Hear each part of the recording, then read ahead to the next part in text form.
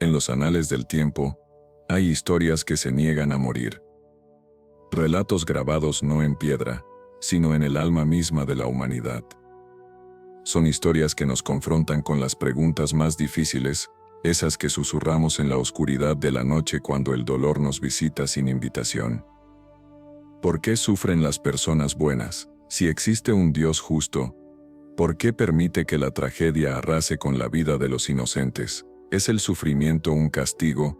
¿O este es algo más, algo que nuestra mente finita apenas puede empezar a comprender? Hubo un hombre que vivió la encarnación de estas preguntas. Un hombre cuya vida fue un paraíso, y luego, en un parpadeo, se convirtió en un infierno. Un hombre que lo tuvo todo, lo perdió todo, y en medio de la ceniza y el silencio, se atrevió a mirar al cielo y preguntar, ¿por qué? Esta no es solo una historia antigua. Es tu historia. Es mi historia. Es la historia de Job.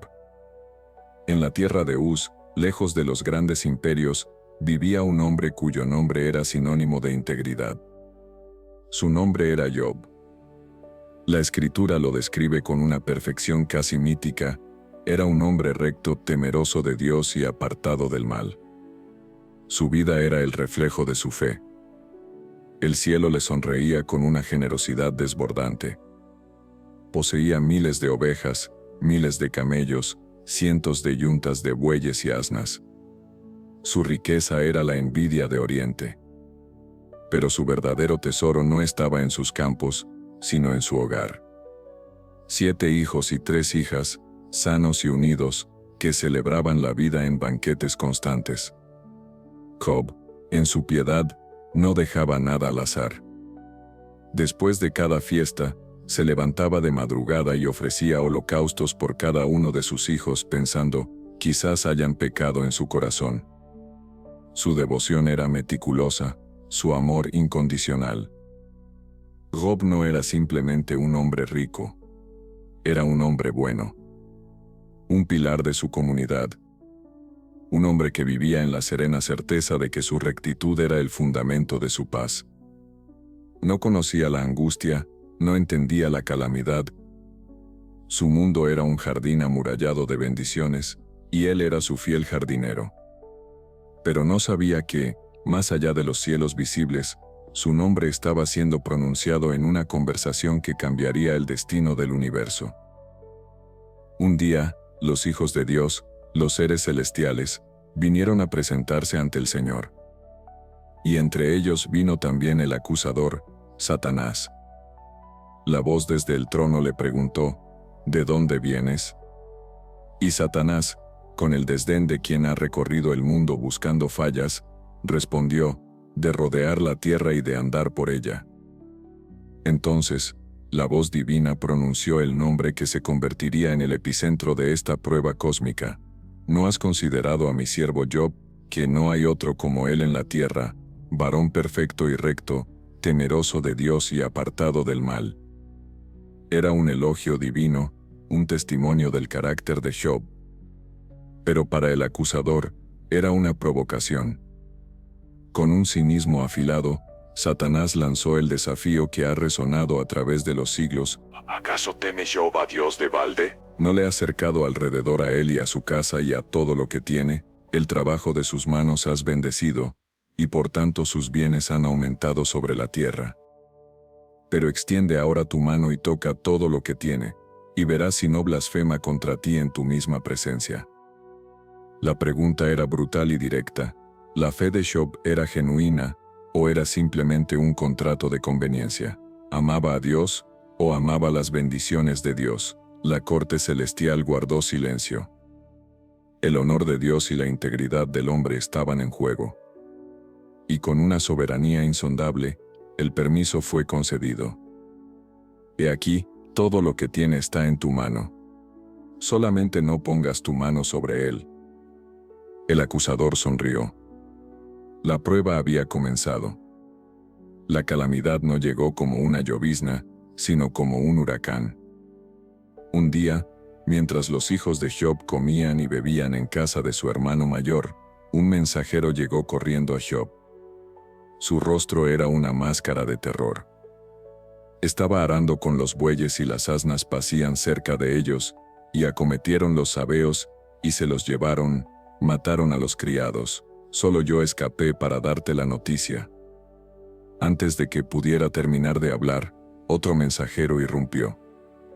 Fuego de Dios cayó del cielo, que quemó las ovejas y a los pastores. Solo yo escapé. La escena se repetía como una pesadilla.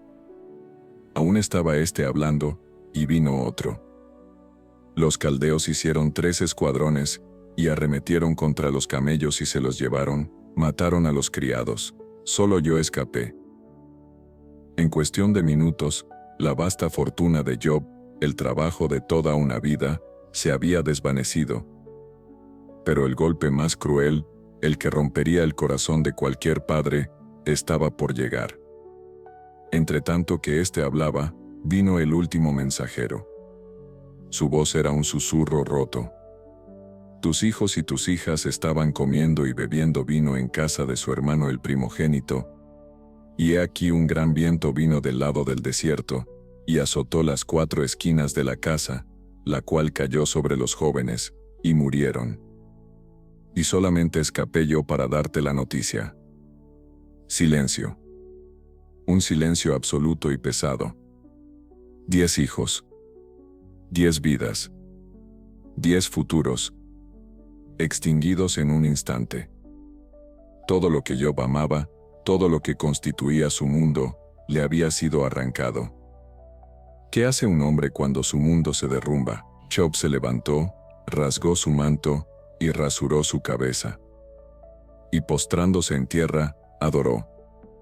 Y de sus labios no salió una maldición, sino una de las declaraciones de fe más extraordinarias jamás pronunciadas: desnudo salí del vientre de mi madre, y desnudo volveré allá. El Señor dio, y el Señor quitó, sea el nombre del Señor bendito. En todo esto, nos dice la Escritura, no pecó Job, ni atribuyó a Dios despropósito alguno. La primera prueba había terminado. Job había mantenido su integridad. Pero el acusador no se había rendido. De nuevo, los hijos de Dios se presentaron ante el Señor, y Satanás entre ellos. La voz divina volvió a señalar la fidelidad de Job, aún retiene su integridad, aun cuando tú me incitaste contra él para que lo arruinara sin causa. Pero el acusador tenía una última carta que jugar. Piel por piel, dijo con desprecio, todo lo que el hombre tiene dará por su vida. Pero extiende tu mano, y toca su hueso y su carne, y verás si no blasfema contra ti en tu misma presencia. El argumento era simple: un hombre puede soportar perder sus posesiones, incluso a sus hijos. Pero si su propio cuerpo es atacado, si el dolor es su compañero constante, su fe se quebrará. Y de nuevo, el permiso fue concedido, con un solo límite: he aquí, él está en tu mano. Mas guarda su vida.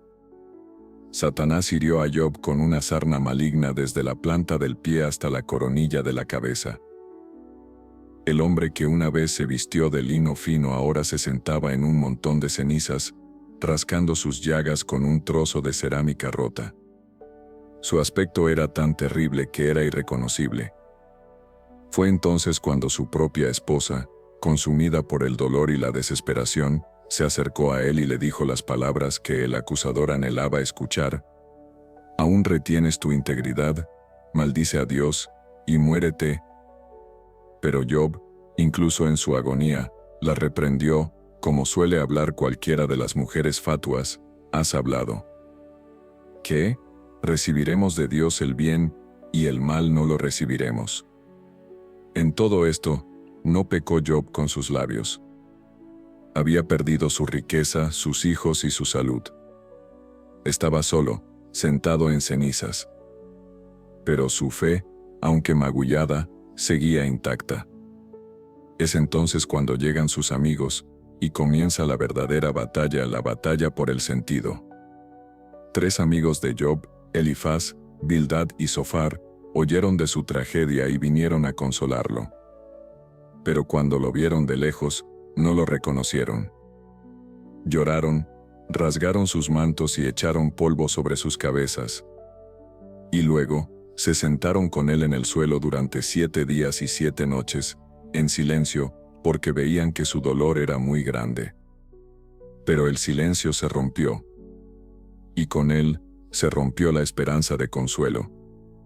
Job maldijo el día en que nació, en un lamento poético y desgarrador.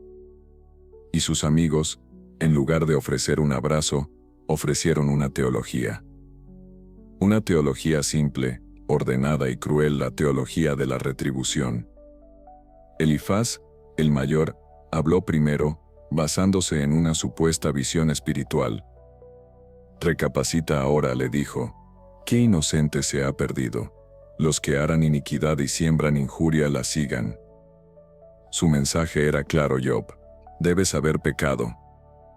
Confiesa, y Dios te restaurará. Bildad, el tradicionalista, apeló a la sabiduría de los antepasados. Si tú de mañana buscares a Dios, y rogares al Todopoderoso, si fueres limpio y recto, ciertamente luego se despertará por ti. Dios no aborrece al perfecto.